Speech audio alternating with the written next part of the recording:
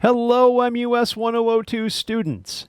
This is just a quick walkthrough of what you're going to be doing for your final composition project. This is going to be building on what you've done in Project 1 and Project 2. You're going to be in the Ableton Live demo once again, creating a piece from scratch that uses the built-in instruments, the drum rack, and sounds that you record. For the project, you will have the rubric, of course, and the handout. But let's just go over that really quick. You can only use the built-in instruments and drum racks in the Ableton Live demo. You cannot use loops. You can also use any sounds that you record as well. And that could be musical or non-musical. You will need a melody instrument, a bass instrument, a drum rack, and an optional harmony part to create a 3 to 4 minute piece, whatever style or genre you so choose to use. But you also have to incorporate vocals of any type. This could be spoken word, it could be rap, it could be singing. But you have to either write the text yourself or you have to go on Project Gutenberg and get a public domain text. You will also need to include a file with the text that you use and a link to the source if you use Project Gutenberg. You can just copy the link, drop it in there along with the text. Then, as always, you need to do a write-up of the standard bullet points. What is the piece about? How does it relate to the concepts in the module? And your reflections on the technology, especially how it differs from your understanding of Ableton Live when you did Composition 2 versus this composition. So you will have the rubric again, and we can go over that if you have any questions, but let's dive into Live. So I'm going to start off with a drum kit, and I'm just going to find something and try it out.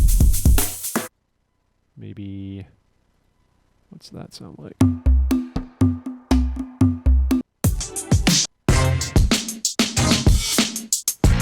Oof, some of these are pretty terrible.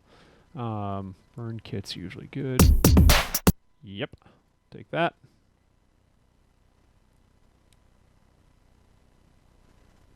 Okay. Yeah, I can use that. So I'm going to hit Tab to go to the arrangement view. I'm going to zoom in, highlight just a single measure, and then I'm going to right-click and insert empty MIDI clip. Grab my pencil tool, and let's create a really basic pattern. Maybe alternate the kicks.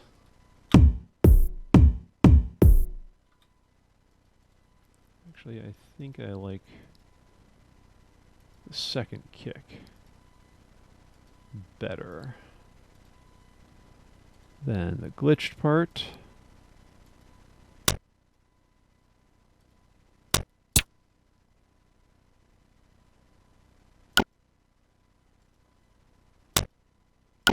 There we go. I do like that glitch sound. That's really kind of cool. What's the third one sound like? No. Yeah, I like that click. I'm just going to get that throughout.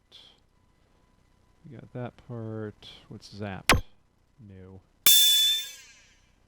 Ride goes there at the end. Then what's tap?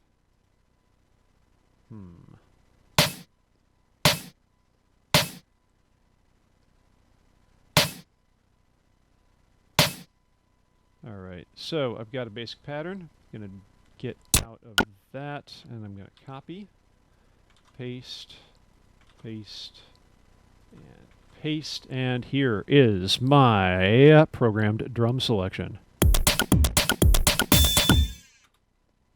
Okay, a little too fast, so I'm going to take the tempo down. Let's take it to about 86. Maybe slower. I'm actually feeling slower. About 78.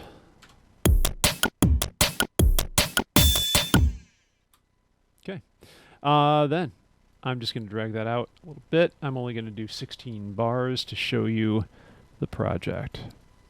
So I've got that part. I need a bass, and then I need some other stuff. I'm going to do the bass, I think, with a MIDI instrument. So let's find an instrument for the bass. So remember, I do have to record enable if I want to play it. What do we have? Let's go with wavetable, maybe.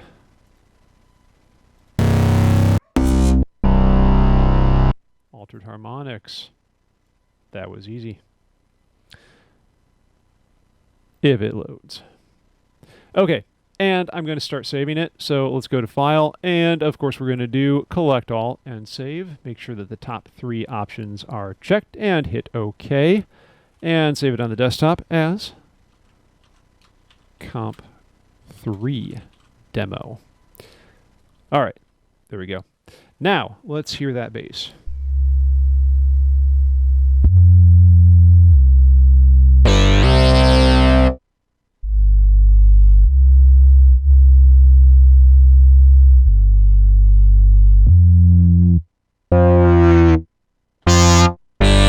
Okay, so it's reactive to how hard I hit the key. That is interesting.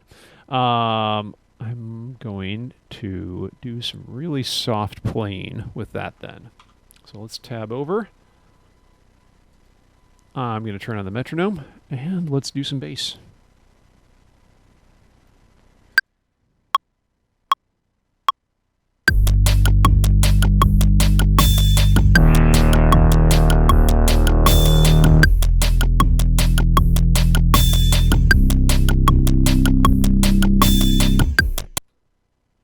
Okay, so I'm going to split the clip here and delete this excess.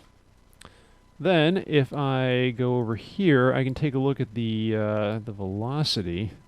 Just clicking on this box here, and that's too high, so I'm going to drag that down. Okay, so that gives me a pretty cool bass clip. Let's try that again without the metronome and listen to it.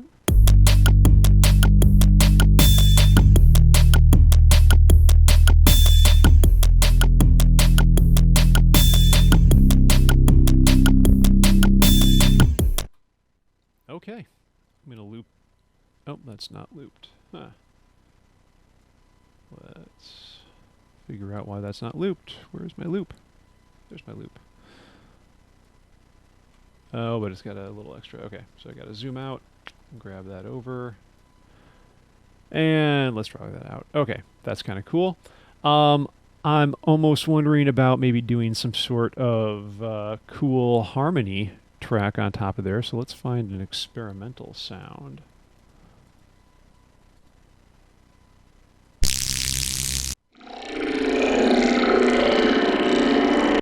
Yeah. I'm going to grab that. I'm going to drag that in to a blank space in the session view, and then I can just drag it over here, and let's come back to that in a little bit. What I want to do now is I want to use some real audio for a melody. And I'm actually going to record that with a real instrument. So this is set to audio. And currently I need to make sure the audio is going to external in to track 1. I'm going to set that for both of the audio tracks because I'm going to use this one for instrument and this one, number 5, is going to be vocals. So I'm going to select number 4, rename that, and this is going to be mandolin because I'm going to use a mandolin. And then number 5 is going to be vocals. So we will select number 4. I will grab a mandolin. I'm going to tab over, and then I'm going to add some mandolin on top of this.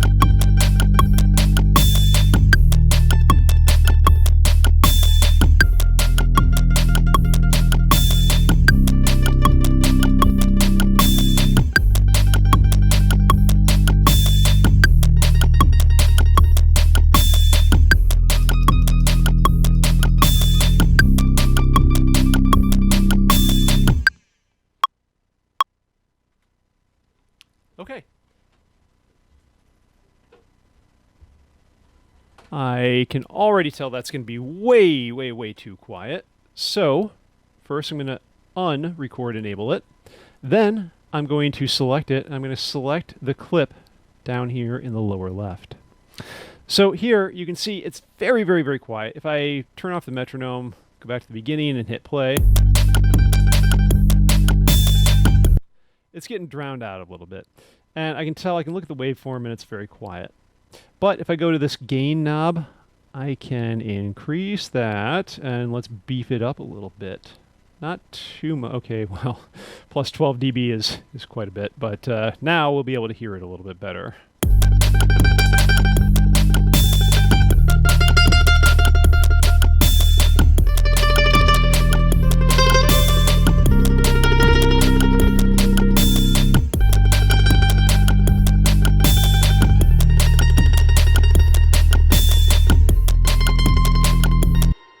Okay, so maybe about plus 4 dB is what I really needed, along with a boatload of reverb using the reverb send. Now, what I can also do is I can, first I'm going to go to File, and then we're going to do Collect All and Save again, because I don't want anything to blow up. But I'm going to go to Audio Effects, and I'm going to add even more reverb. And maybe a little bit of corpus or something like that. Let's try corpus on there. And we're going to make it sound more like a string model, high quality, solo.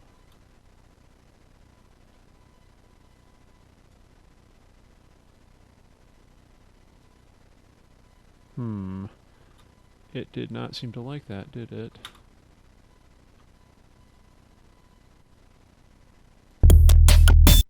Alright, let's delete that. That might be too much for it.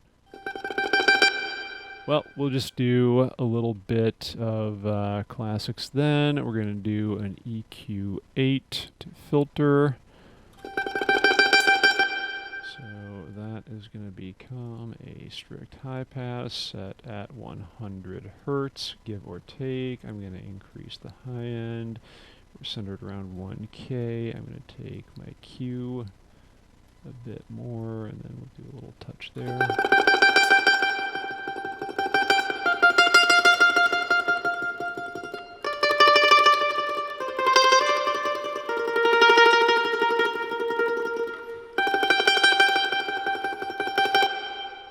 Okay, not bad considering I recorded that on a only moderately okay dynamic mic. Then we will add even more reverb. I want this thing washed out beyond anything you've ever heard. So let's grab hybrid reverb.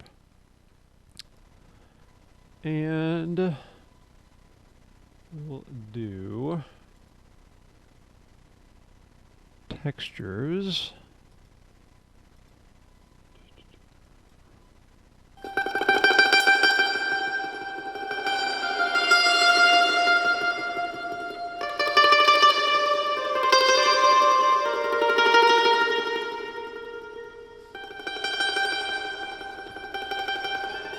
And then last but not least, just to shape that and really kind of color it, I'm going to do the glue compressor. And I am going to just do a little bit of threshold.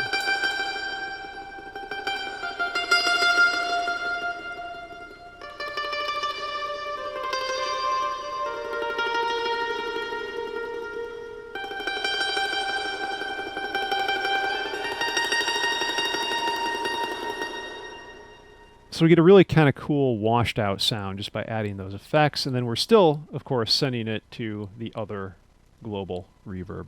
So let's hear that in place now. And I'm going to add a little bit of delay to all the kits. Bass is going to get reverb and also taken down a little bit. And we're going to add reverb to the kit.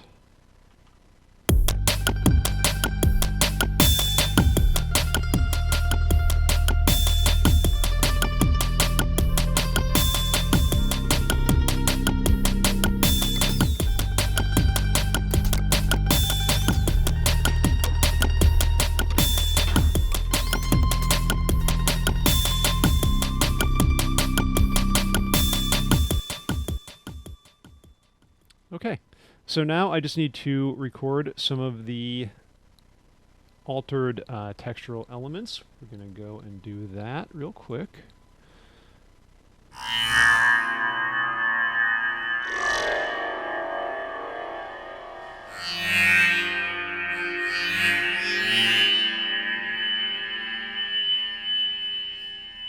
Okay, that's already got a ton of reverb on it, so I'm just going to go back to the beginning, and I'm just going to use this as a drone.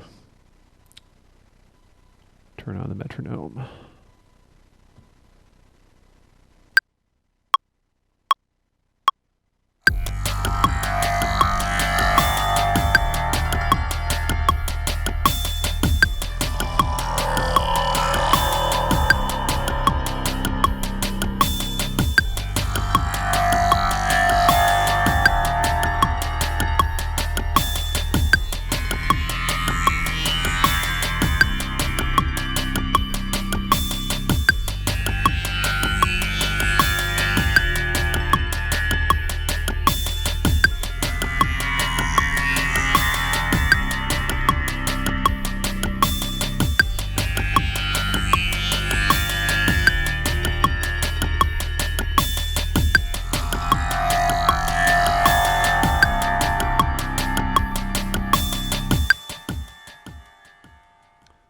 Okay, and that clearly has to go down quite a bit in terms of the volume. So I will tab over to the session view and, oh, that was the wrong one. Take it down considerably. I want that in the background. I want massive reverb.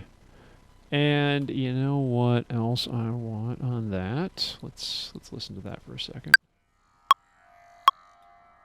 Yeah, I want a little bit of a flanger, I think. So feedback about 80%, give or take. Rate is going to be in hertz.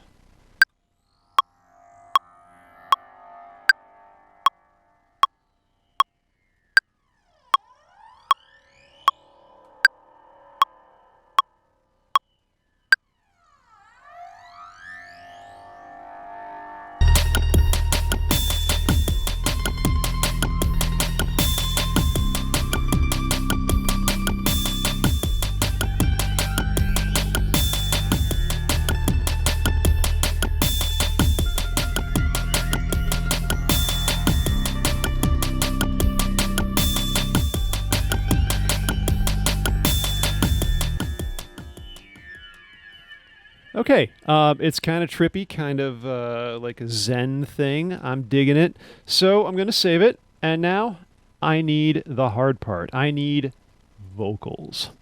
And again, your piece is going to be considerably longer. Yours is going to be 3 to 4 minutes. I am just doing a quick demo. So with the vocals, I'm going to go to Project Gutenberg. Then I'm going to do a search for a classic text, The Elements, by Euclid. I figure this way. We're already kind of weird. Let's just get a little bit weirder with Book 1, The Theory of Angles, Triangles, Parallel Lines, and Parallelograms. Okay, so I will be reading this text into this. So in order to give myself a little bit more time, I'm going to go to Options, and then I'm going to go to Record Warp Launch. I'm going to do a count-in of 2 bars. That way I'll have a little bit more time to go between screens.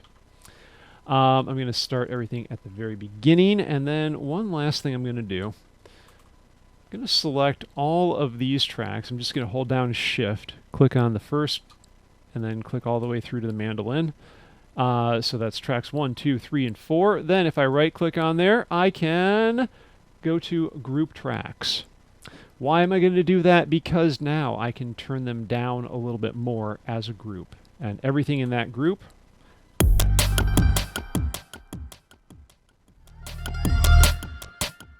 as you can hear, is controlled by that one fader. That means that if I need to adjust things while I'm doing the vocal recording, I can do it very, very easily, and then I can always go back and amp that up. So let's prime my vocals for recording. Again, I need to make sure that it's set to channel 1 on external in. Otherwise, it might not work. Then I will record enable that. And as soon as I hit record, I'm going to jump over to Euclid.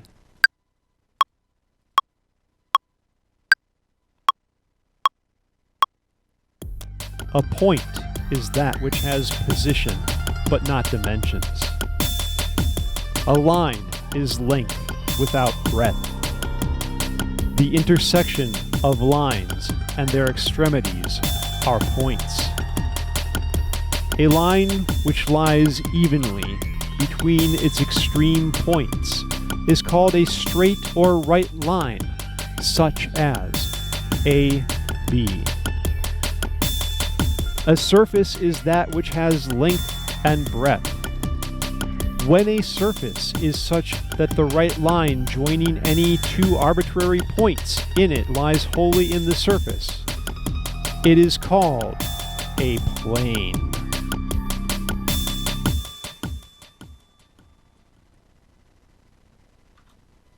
And I hit stop. And I can take a look at my vocals. And again, I'm just going to go down here to the lower left, and we're going to click on this little waveform. And that will bring it up here. I can adjust the gain as needed. And I don't think it's going to require much. We did 4 dB for the mandolin, so that should be sufficient. Okay. So again, if I want to, I can get rid of the group. Not like that. Control Z, Control Z. I can right click on it and ungroup. I hit the wrong key. But I can also leave that on. It's your choice if you leave the group on for all of the instruments or if you decide to get rid of that group. But let's hear it with everything. A point is that which has position, but not dimensions. A line is length without breadth. The intersection of lines and their extremities are points. A line which lies evenly between its extreme points is called a straight or right line, such as A, B. A surface is that which has length and breadth.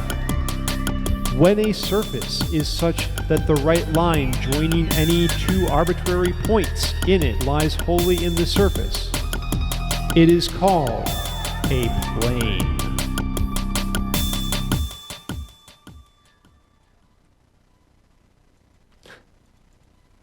Okay, so we are clearly in weird territory here, but guess what? This is on its way to satisfying the requirements of the composition.